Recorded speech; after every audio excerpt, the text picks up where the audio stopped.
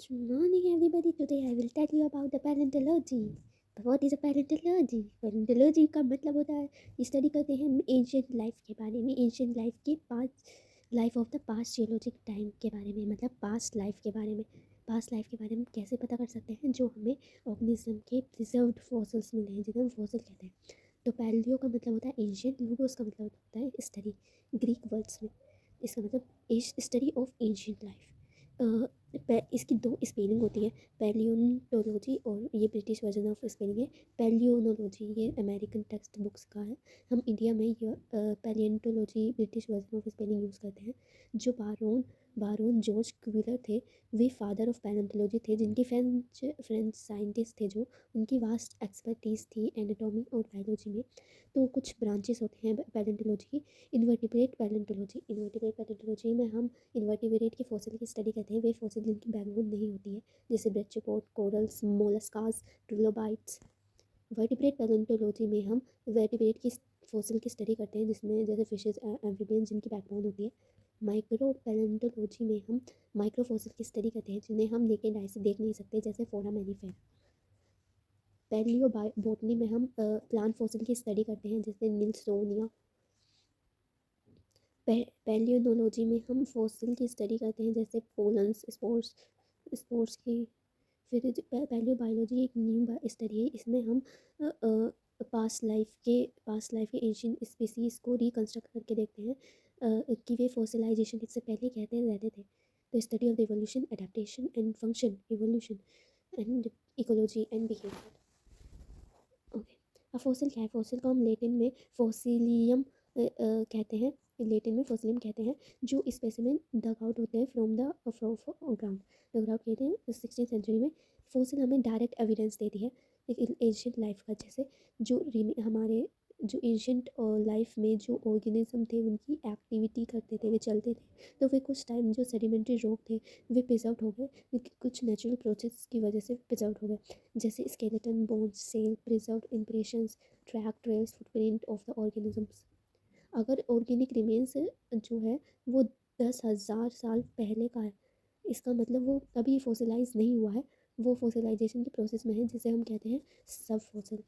Example है इसका ट्रिलोबाइट, invertebrate fossil, मतलब फॉसिल जो एग्जाम्पल है उसका फॉसिल ट्रिलोबाइट है। अब फॉसिल फ्यूल कैसे बनते हैं? फॉसिल जैसे कोल है, पेट्रोलियम है, नेचुरल गैस है, वे जब फॉर्म्ड होती है organic remains of ancient organism, जब ऑर्गेनिक एनिमल्स, जब उनके पास सेडिमेंटेशन होता है, धीरे धीरे वे लिथोस्फीयर में जाते रहते हैं और फिर वे प्रिजर्व्ड हो जाते हैं, प्रिजर्व नहीं होते, मतलब उनके सॉफ्ट जो पार्ट रहते हैं वे फ्यूल बन जाते हैं, जैसे हाई परसेंटेज उनमें कार्बन मिलता है और हाइड्रोजन मिलता है, जो यूज़ होता है फॉर फ्यूल में। ये हमें अबाउट पास्ट लाइफ के बारे में इतनी प्रोवाइड नहीं कराता, लेकिन जो कोल है उसमें कभी स्ट्रेम प्रिजर्व हो जाते हैं, लीफ रूट्स किस कटिंग लेवल तक फाइंड कर सकते हैं, नहीं। अब टाइप क्या है फॉसिल के? इसके तीन टाइप है, based on the mode of the preservation and based on the on size, based on the uses. तो बॉडी फॉसिल में हम hard part of the actual organism, ये होल बॉडी भी हो सकती है ऑफ एन ऑर्गेनिज्म, और कुछ पार्ट भी हो सकता है ऑर्गेनिज्म का। इन्फॉर्मेशन ये देता है हमें, इन्फॉर्मेशन साइज़ के बारे में, शेप के बारे में, और फंक्शन कैसे करता था वो जब वो जिंदा था। एग्जाम्पल इसका स्केलेटन ऑफ द डायनासोर, ये उसके टीथ हो गए, क्या किसी चीज़ की एनिमल्स की ट्रेस। अब ट्रेस फॉसिल एक्चुअल फॉसिल नहीं होते, ये एक्टिविटी जो है ऑर्गेनिज्म की वो प्रिजर्व हो जाती है, जैसे वे कहीं उनके फुटप्रिंट प्रिजर्व हो गए, जो बोरोस थे, जब चींटियाँ जो है अपना घर बनाती थी, ऐसे उनके होल्स जो सोल में हो जाते हैं वे प्रिजर्व हो जाते हैं, ट्रैक्स, ट्रेल्स, बोरिंग्स। तो और स्टडी जब हम ट्रेस फॉसिल की स्टडी करते हैं तो फिर उसे इग्नोफॉसिल कहते हैं, study on it ichnology. Chemical fossil को हम कीमोफॉसिल भी कहते हैं, ऑर्गेनिकली लिवाइव component that are preserved in the rocks, मतलब जो कुछ, जब ऑर्गेनिज्म मर जाता है तो वो सर्वाइव नहीं करता, लेकिन जो उसके मॉलिक्यूल्स हैं, कुछ मॉलिक्यूल रॉक्स में प्रिजर्व हो जाते हैं, स्मॉलर स्टेबल ऑर्गेनिक मॉलिक्यूल में, और वे कुछ ज़्यादा टाइम तक पीरियड में सर्वाइव करवाते हैं, लॉन्ग जियोलॉजिकल टाइम पीरियड में। जैसे एंशियंट डीएनए प्रिजर्व हो गया था रॉक्स में। अब ये ये केमिकल फॉसिल, इन्हें केमिकल फॉसिल कहते हैं। तो ये किसके बने हुए होते हैं? ये हाइड्रोकार्बन, अमीनो एसिड और फैटी एसिड के बने हुए होते हैं। ये हमें इनडायरेक्ट एविडेंस देते हैं पास्ट लाइफ के बारे में। यहाँ पे भी है मोलिकुलर फॉसिल और बायोमोलिक्यूल्स, जो हमें जिसमें हम रिमेन्स ऑफ ऑर्गेनिक कंपोनेंट और chemical traces of ancient organism, chemical traces of the ancient organism जो प्रिजर्व हो जाते हैं रॉक में, रॉक में प्रिजर्व हो जाते हैं। अब आते हैं सूडो फॉसिल। सूडो फॉसिल ये एक्चुअल फॉसिल नहीं होते, लेकिन ये फॉसिल की तरह दिखते हैं। इन्हें फॉल्स फॉसिल भी कहते हैं। जो नेचर में जो इनऑर्गेनिक मैटर होते हैं वो जनरली रिजेंबल फॉसिल होते हैं फॉसिल से, जैसे डेंड्राइट एंड और ऑफ मैग्नीज। मैं अभी इसकी फ़ोटो दिखाती हूँ। तो ये रही डेंड्राइट की फ़ोटो। इसमें ये जो प्लांट से है, ये प्लांट नहीं है, ये एक्चुअली ये फॉसिल नहीं है। फॉसिल की तरह दिख रहा है बट ये फॉसिल नहीं है। ये कुछ नेचुरल प्रोसेस की वजह से हुआ है, नेचर की।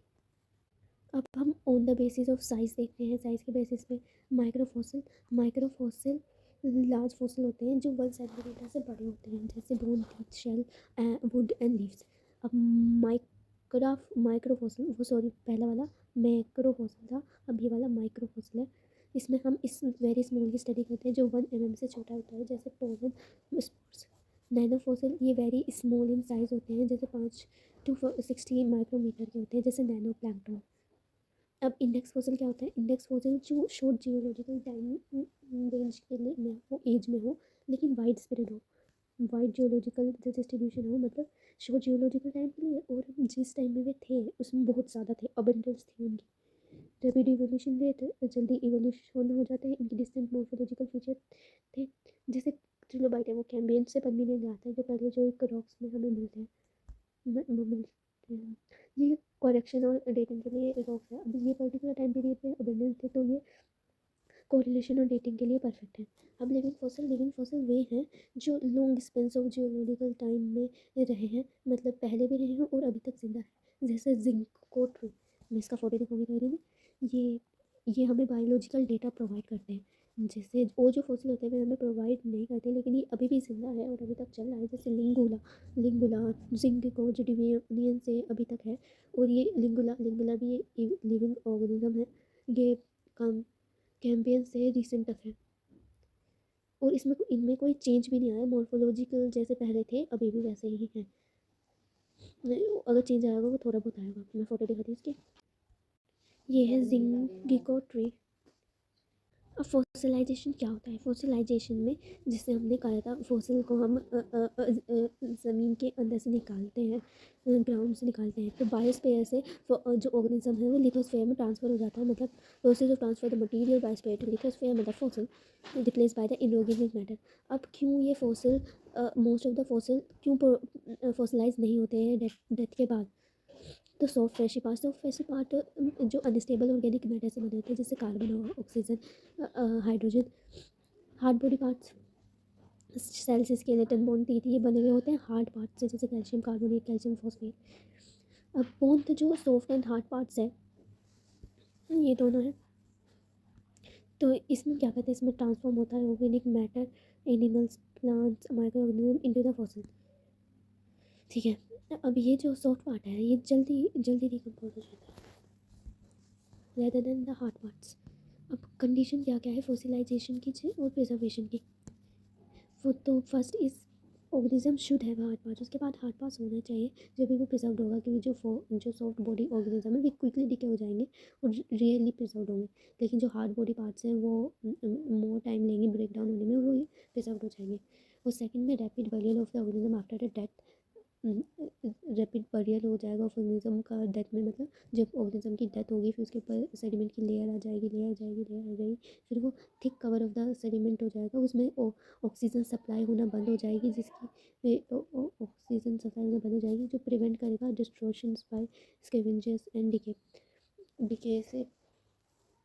और जो जानवर रहते हैं वे नहीं खा पाएंगे, तो वो अच्छे से प्रिजर्व होने लगेंगे।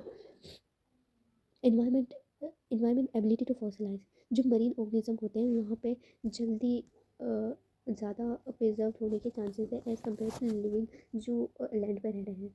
लैंड पे क्यों नहीं हो सकता? क्योंकि लेस मोर जो रिस्क है वहाँ पे, वो जो स्कैवेंजर्स है जो खा जाएंगे उसको या डिस्ट्रॉय कर देंगे जो हमारा फॉसिल प्रिजर्व होने वाला था, जो हमारा ऑर्गेनिज्म प्रिजर्व होने वाला था, वो लेस चांस होगा उसमें फॉसिलाइज होने में। जो लेकिन जो मरीन ऑर्गेनिज्म होंगे वो उसमें रैपिडली कवर कर लेंगे बाय सेडिमेंट और इंक्रीज चांस होंगे मतलब फॉसिलाइज करने के। अब क्या क्या प्रोसेस होती हैं फॉसिलाइजेशन और प्रिजर्वेशन में?